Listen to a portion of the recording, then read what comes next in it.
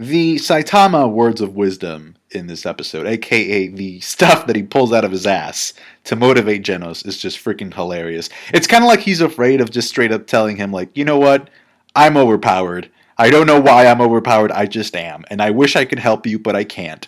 Thank you so much. You're a really good roommate, and thank you for paying like this enormous amount of rent on a monthly basis. I gotta go read manga and just watch TV. You're a cyborg, okay? So technically speaking, there's nothing you can do to build up muscle.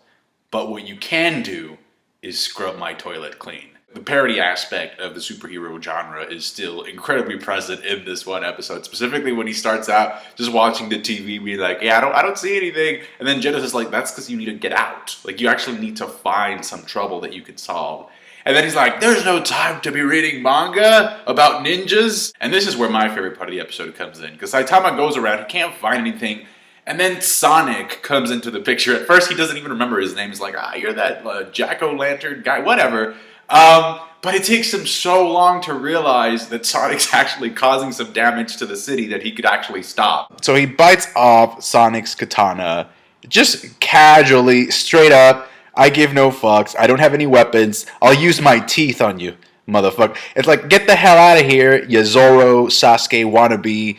I'm not in the mood for you. Leave me alone. And then essentially he realizes, no, I have to stop you. So he skull stumps this guy straight into the ground, which is hilarious. It's pure poetry because you know it's One Punch Man, and he could have killed him if he wanted to. So there's a shift in the storytelling norm in a sense, because you begin to think, okay, how is he going to KO this guy without killing him in one punch? We get introduced to a lot of heroes briefly in this one episode. We get their profiles, not a lot of characterization.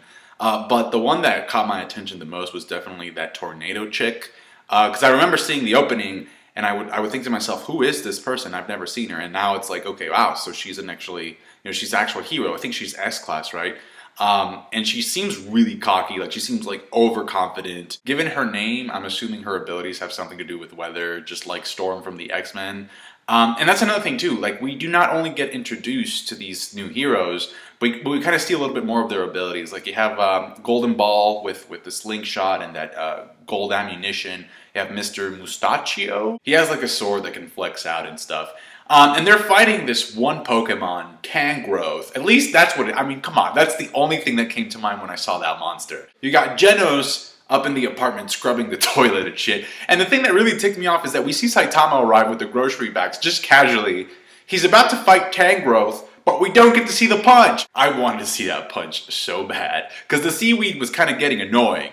Instead, we just see Saitama, stirring a pot with the kombu there. We're like, wow, this is delicious. Look what I just killed. And the gigantic freaking hole that made it look like a bomb went off. So again, we got introduced to a bunch of new heroes in this one episode. We got some cameos from Hammerhand and Snake, whatever.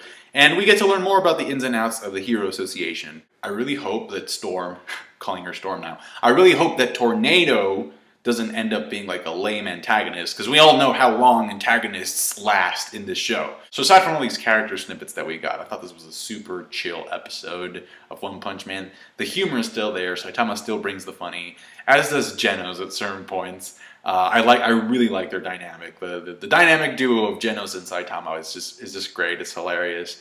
But my favorite part was definitely Sonic in this. He's just terrorizing the city, laughing like a maniac because he wants Saitama to fight him so bad. It's hilarious. The Akatsuki missed out on hiring Sonic. That's all I'm going to say. That's it for me. Thank you so much for watching. I thought this episode allowed for a lot of momentum to build up, so we'll see whether or not it pays off in next week's episode or in some of the upcoming episodes.